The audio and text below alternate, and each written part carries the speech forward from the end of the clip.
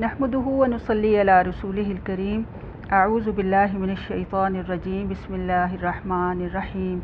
रब्बिश्रह ली सदरी व यस्सिर ली अमरी वहलुल उक़दतम मिन लिसानी यफ़क़हू क़ौली। अल्लाहुम्मा फ़क़्क़िहना फ़िद्दीन। आमीन या रब्बुल आलमीन। पारा नंबर 10 का आगाज़ करते हैं। इसमें हम सूरह अनफ़ाल को मुकम्मल करेंगे और सूरत तौबा की आयत 1 ta 93 पढ़ेंगे और उसमें अल्लाह ताला के अहकाम को हम देखेंगे। सबसे पहले पिछला सबक थोड़ा सा दोहरा लें कि हमने अल्लाह रब्बुल आलमीन से ये दुआ की है कि दुनिया के इस इम्तहान में कामयाबी के लिए सिर्फ़ हम अल्लाह ही को पुकारेंगे और अल्लाह ही से मदद तलब करेंगे, इसलिए कि अल्लाह ही सबसे बेहतरीन सरपरस्त और सबसे बड़ा मददगार होता है। हस्बुनल्लाहु व निअमल वकील, निअमल मौला व निअमन नसीर। सूरह तौबा पारा नंबर 10 के आगाज़ में उस सवाल का जवाब दिया गया है जो सूरह अनफ़ाल के शुरू में सहाबा कराम ने पूछा था। अल्लाह ताला फरमाते हैं कि इसमें अल्लाह ही का माल है, गनीमत का हो या बैतुल माल में पड़ा हुआ कोई भी माल, सब अल्लाह का है और इस माल की तकसीम अल्लाह के बताए हुए तरीके के मुताबिक करनी होगी। इसमें यह बताया गया है कि माल गनीमत का खुमुस यानी 20% जो हिस्सा है वो इस्लामी रियासत यानी नबी सल्लल्लाहु अलैहि वसल्लम के लिए, ज़िल क़ुरबा के लिए, यतामा, मसाकीन और मुसाफिरों के लिए होगा और बाकी हिस्सा 80% जो है वो मुजाहिदीन और फ़ौज में तकसीम किया जाएगा। फिर ग़ज़वा बदर के असबाब के हवाले से आप देखें कि बहुत ही अहम बातें हमें मालूम होती हैं।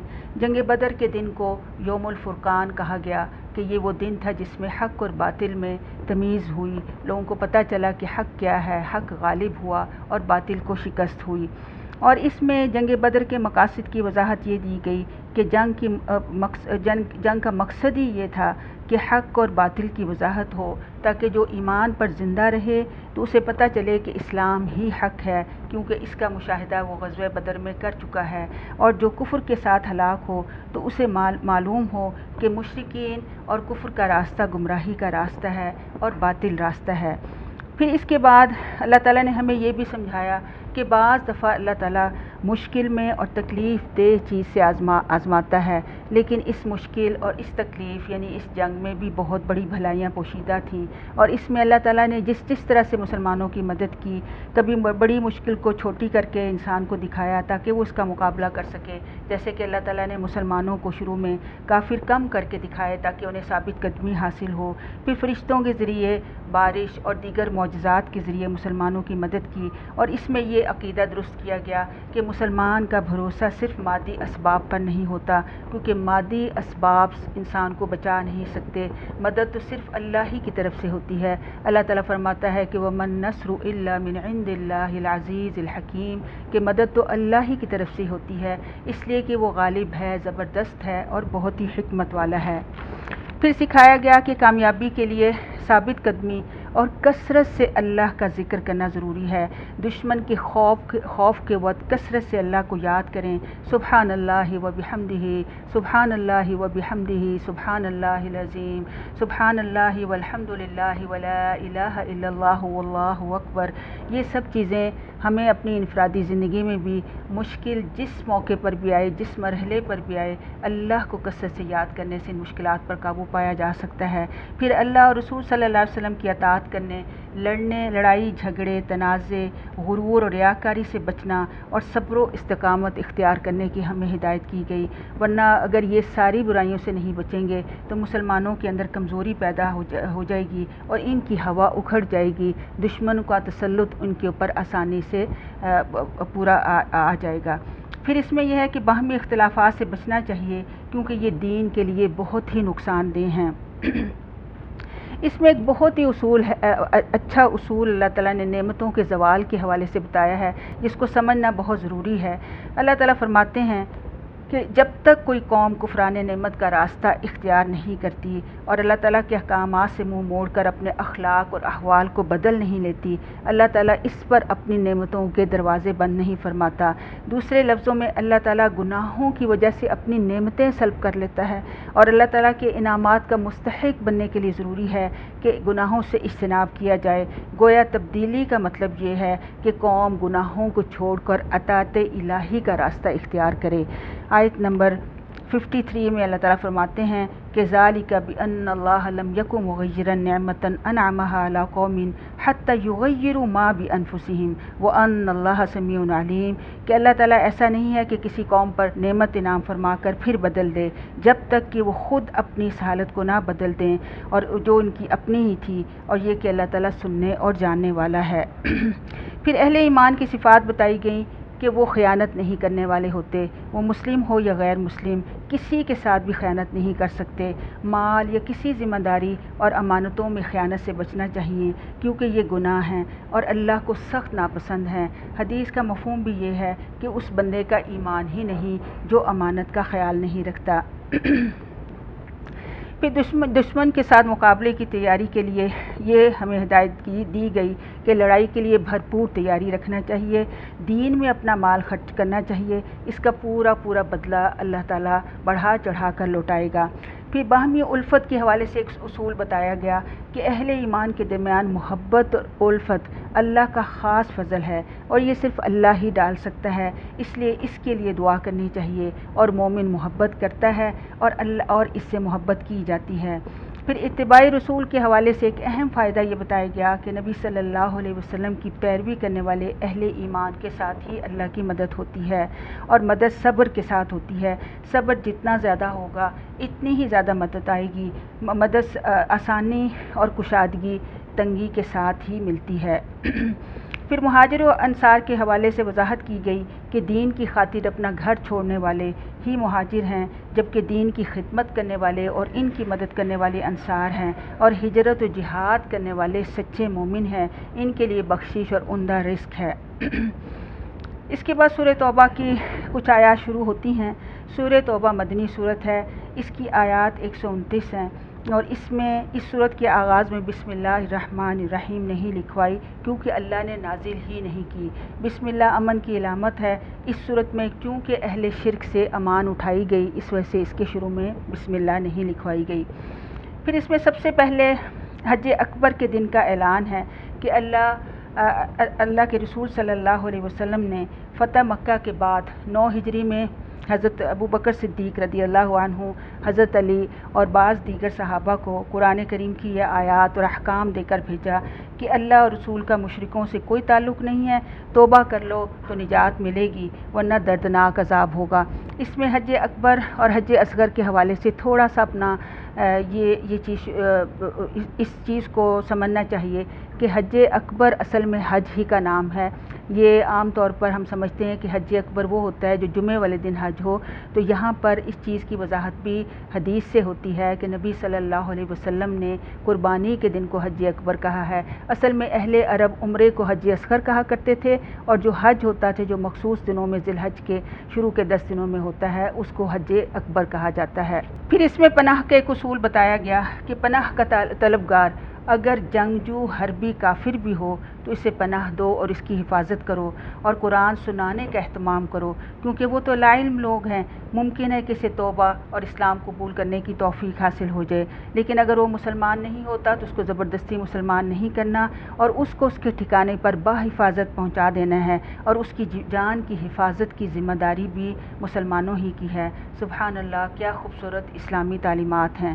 پھر مساجد کی آباد کاری کے حوالے سے آیات 17 سے 19 میں اللہ تعالیٰ فرماتے ہیں کہ مساجد کی آباد کاری کا کام مشرکین کا ہے ہی نہیں، کیونکہ وہ تو اللہ کی ذات میں شرک کرتے ہیں، بلکہ نماز، زکوٰۃ ادا کرنے والے اور اللہ سے ڈرنے والے اہل ایمان کا کام ہے کہ وہ مسجدوں کو آباد کرتے ہیں۔ یہ اللہ کے محبوب کاموں میں سے ہے۔ مساجد کو آباد کرنے والے ہی اللہ کی طرف سے ہدایت یافتہ ہیں۔ اللہ تعالیٰ ہماری مسجدوں کو آباد کر دے۔ پھر دیکھیں کہ ایمان کا فرق سمجھایا گیا کہ ایمان کے بغیر صرف حاجیوں کی خدمت، یعنی دنیا کی کچھ بھی رسومات، کچھ بھی کام، جتنا مرضی سوشل ورک جو ہے وہ کیا جائے، یا مساجد کی صفائی کرنا، ایمان کے ساتھ اللہ کی راہ میں جہاد کرنے کے برابر ہو ہی نہیں سکتا۔ اللہ کی راہ میں اس کے کلمے کو بلند کرنے کے لیے مال و جان سے جہاد کرنے والوں کا درجہ جو ہے وہ بہت بلند ہے۔ اور پھر یہ ہدایت دی گئی کہ اللہ، رسول اور اس کی راہ میں جہاد کرنا سب سے زیادہ محبوب ہونا چاہیے۔ باقی سب چیزیں، مال و دولت، گھر بار، سب چیزیں اسی مقصد کی تکمیل کے ارد گرد یا اس کے ماتحت ہوں تو پھر تو بہت ہی اچھی ہیں، ورنہ بے فائدہ لا حاصل، یعنی ہمارا جینا مرنا سب کچھ اسی مقصد کے لیے ہو کہ اللہ کے دین کی سربلندی ہو۔ میری زندگی کا مقصد تیرے دین کی سرفرازی، میں اسی لیے مسلمان، میں اسی لیے نمازی۔ پھر یہ بتایا گیا کہ مشرکین نجس ہیں، یعنی عقیدے کی خرابی کی وجہ سے وہ نجس ہیں۔ مسجد الحرام میں ان کا داخلہ بند کر دیا گیا، اور شرک سے پاک عقیدہ اختیار کریں گے تو پھر دوبارہ اجازت مل سکتی ہے۔ اور پھر اس میں ایک بہت ہی خوبصورت چیز یہ بتائی گئی کہ غالب دین اسلام ہی وہ دین ہے جسے اللہ نے تمام ادیان پر غالب کرنا ہے۔ آیت نمبر 33 میں اللہ تعالیٰ فرماتے ہیں هو الذی ارسل رسولہ بالہدی ودین الحق لیظہرہ علی الدین کلہ ولو کرہ المشرکون۔ اس میں اپنے رسول کو اللہ تعالیٰ فرماتے ہیں کہ اللہ نے رسول کو ہدایت اور سچے دین کے ساتھ بھیجا ہے تاکہ اسے اور تمام دینوں پر، مذہب پر غالب کر دے، اگرچہ مشرک برا ہی نہ مانے۔ یعنی اللہ نے رسول اللہ صلی اللہ علیہ وسلم کو جو ہدایت اور دین حق دے کر بھیجا ہے وہ تو ہر کوئی، یہود و نصارہ جو کوئی اور بھی قوم ہو تو وہ تو چاہتے ہیں کہ لڑائی جھگڑے یعنی اپنی منہ کی پھونکوں، منفی پروپیگنڈے کے ذریعے اس کو مٹا دیں۔